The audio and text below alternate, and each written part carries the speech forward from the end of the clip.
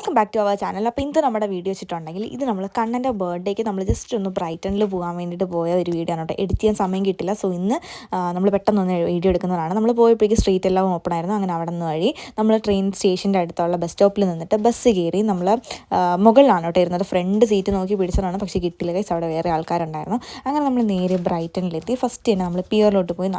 ഭയങ്കര തണുപ്പായിരുന്നു, ഭയങ്കര കാര്യം തണുപ്പൊക്കെ ആയിരുന്നു. അങ്ങനെ നമ്മൾ പിയറിൻ്റെ അകത്ത് കുറേ ഫൺ ടൈമായിട്ട് കളിക്കാൻ പറ്റിയ കുറേ സംഭവങ്ങളൊക്കെ ഉണ്ട്. അങ്ങനെ നമ്മൾ കളിച്ച് ഒരു ബൊമ്മക്കുട്ടി കിട്ടിയായിരുന്നു കേട്ടോ. പിന്നെ നമ്മളത് മാറ്റി നമുക്ക് ഇഷ്ടമുള്ളൊരു ബൊമ്മക്കുട്ടി എടുത്തു. അങ്ങനെ അവിടുത്തെ കുറേ കളിയെല്ലാം കഴിഞ്ഞിട്ട് പിന്നെ നമ്മൾ അപ്സൈഡ് ഡൗൺ ഹൗസിലോട്ട് പോയിട്ടോ ബ്രൈറ്റണിൽ.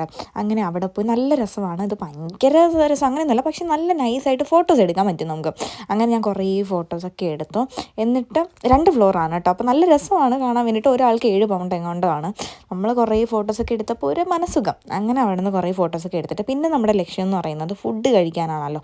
സാപ്പാട് മുഖ്യം ബീലെ. അങ്ങനെ നമ്മൾ കുറേ നേരം അവിടെ കറങ്ങി തിരിഞ്ഞിട്ട് നേരെ ഫുഡ് കഴിക്കാൻ പോയത് അൽബൂഷ് എന്ന് പറയുന്ന ഒരു ഷോപ്പിലാണ്. കാരണം നേരത്തെ അവിടെ പോയിട്ടുണ്ട്. അപ്പോൾ അവൻ പറഞ്ഞു കുഴപ്പമില്ല, അടുത്ത മന്തി ഓക്കെയാണെന്ന് പറഞ്ഞു.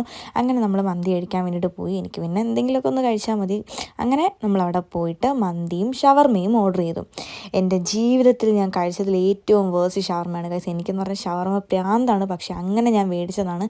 പക്ഷേ ഇതുപോലൊരു വൃത്തിയുടെ ഷവർമ ഞാൻ എൻ്റെ ജീവിതത്തിൽ കഴിച്ചിട്ടില്ല. പിന്നെ മന്തി ഓക്കെ ആയിരുന്നു കേട്ടോ. അവിടെ നമ്മൾ നേരെ വീട്ടിൽ പോയി.